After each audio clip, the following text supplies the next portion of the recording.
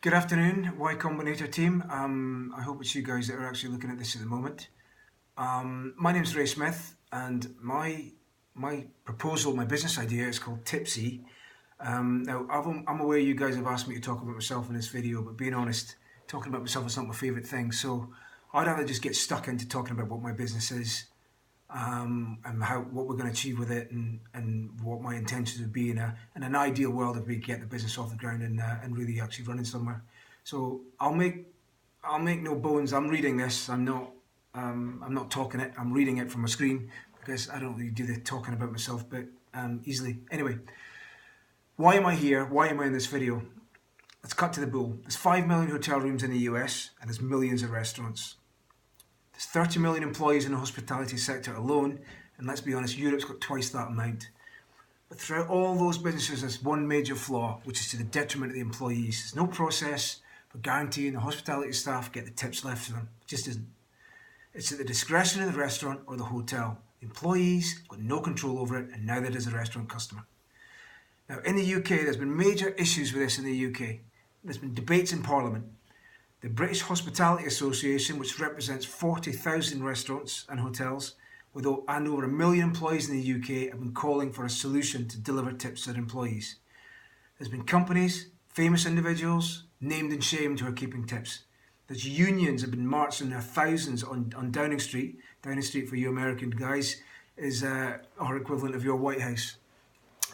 And there's even talk about introducing laws to make sure that people get their tips. But what is fundamentally clear is there is a problem, and one that the media have publicised massively in this country. But that helps us, because that helps me, because that opens up a massive opportunity for what I want to do here. Legislation is great. They can introduce any laws that they like, but they're rarely workable. And the legislation and laws thing, it really misses out one fundamental problem about this whole issue. Nobody has delivered a seamless, workable solution to the tips left by card problem. Nobody's presented a solution for it.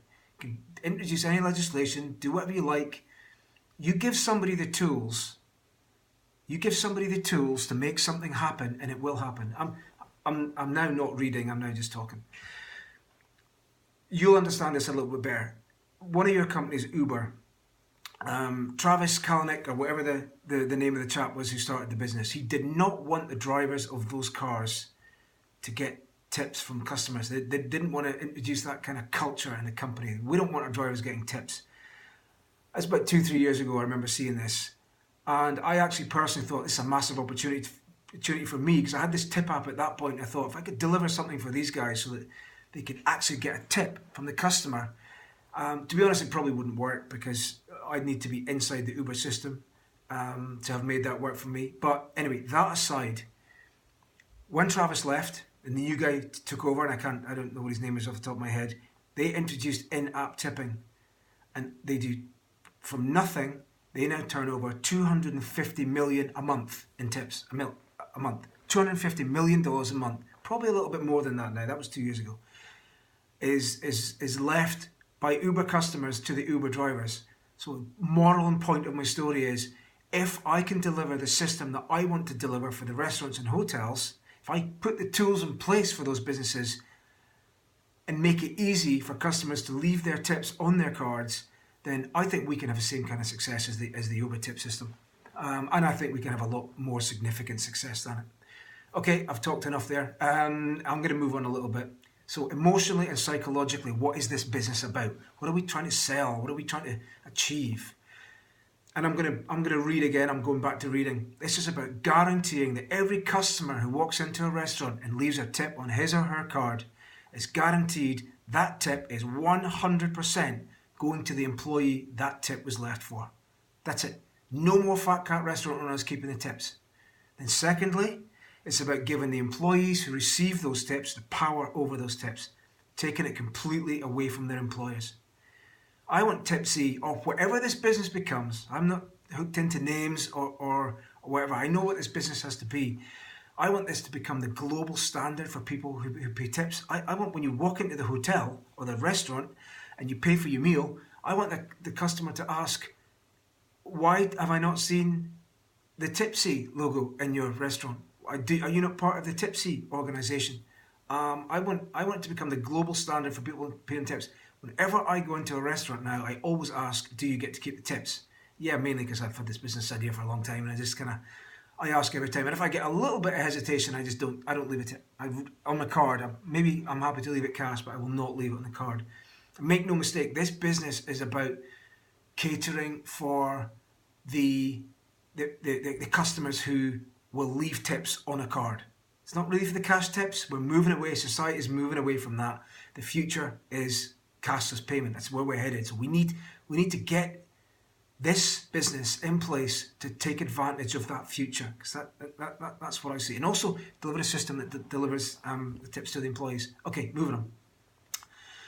I'm going to say something important as well here, because I think it's pretty important for you guys as potential investors or somebody who wants to get behind this project.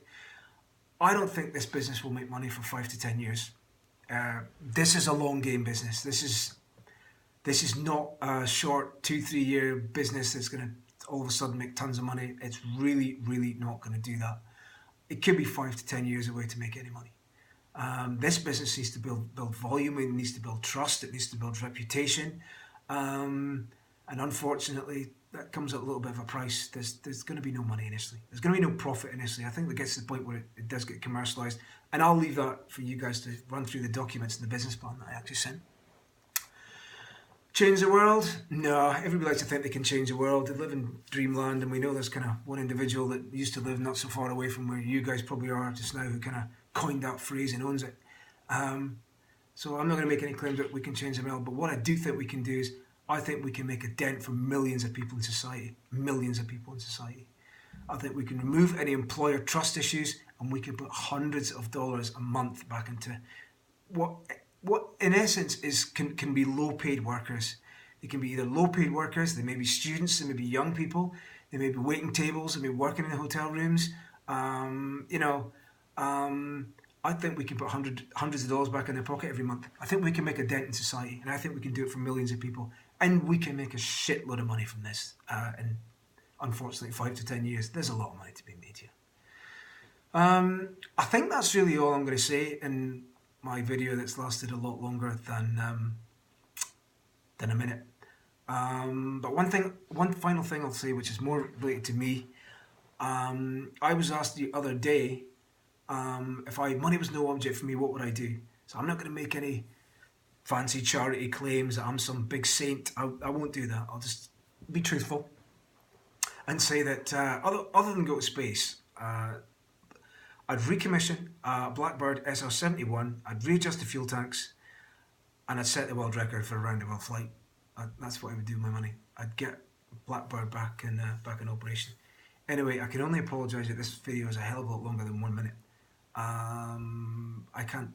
1 minute just doesn't get any message across to you. But thank you for sitting through this drivel. But that's my video, and I hope you'll read through the rest of my the business information that I've sent. Okay, thank you.